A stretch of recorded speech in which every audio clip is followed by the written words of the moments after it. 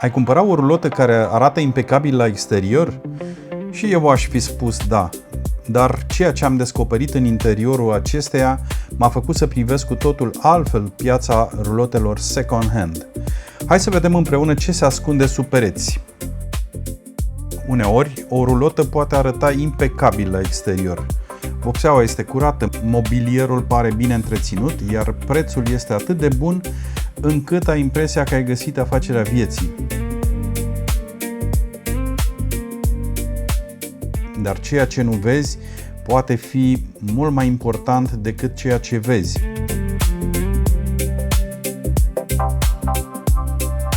În emisiunea de astăzi suntem în atelierul Dr. Caravan din Cluj-Napoca, unde vom asista la dezmembrarea completă a unei rulote. Scopul nu este să o distrugem, ci să descoperim ce se ascunde în spatele pereților. Pe măsură ce fiecare panou este demontat, încep să apară primele semne că lucrurile nu sunt chiar atât de simple. Șuruburi ruginite, lemnul înnegrit, urme clare de infiltrații care, an la rând, au rămas ascunse sub învelișul exterior.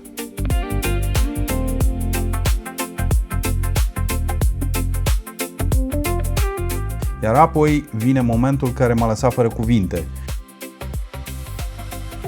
Sub structură descoperim lemn complet putrezit, mucegai și zone invadate de fungi.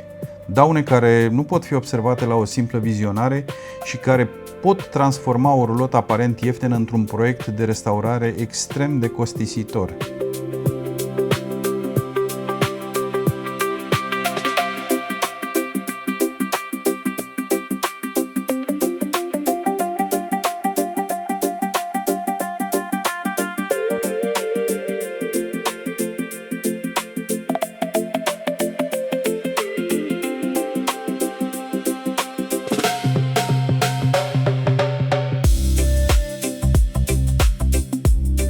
Din păcate, aceasta este una dintre cele mai mari capcane atunci când cumperi o rulotă second hand. Aspectul exterior poate înșela. O spălare bună, puțin silicon și câteva spații estetice pot ascunde ani întregi de infiltrații. De aceea este atât de important ca, înainte de cumpărare, rulota să fie verificată de cineva cu experiență și, dacă este posibil, cu un aparat profesional pentru măsurarea umidității. Costul unei astfel de verificări este infim comparativ cu reparațiile pe care le poate ascunde o structură compromisă.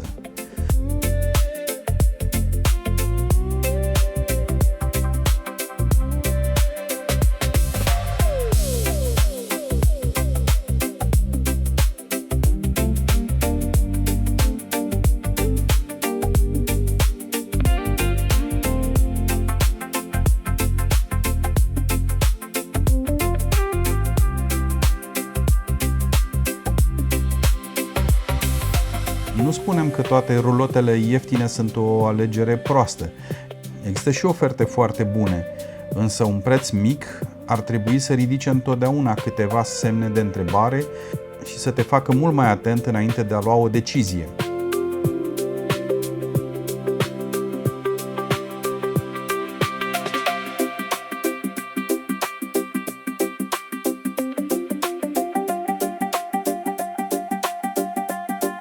Sperăm că imaginile din acest video o să vă ajute să înțelegeți cât de important este o verificare atentă înainte de cumpărare și poate să vă scutească de o greșeală care poate costa mii de euro.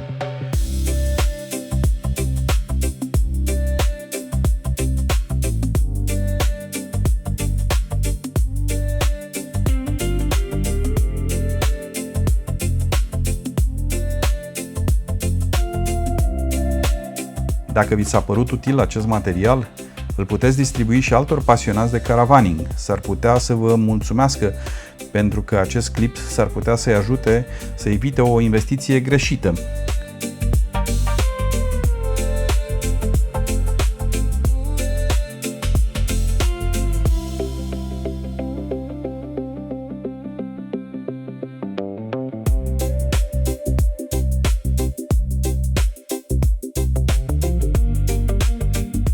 Mulțumesc pentru că ați urmărit acest material și vă aștept să vă abonați la canal și să activați clopoțelul de notificări pentru mai multe materiale. Mulțumesc, la revedere!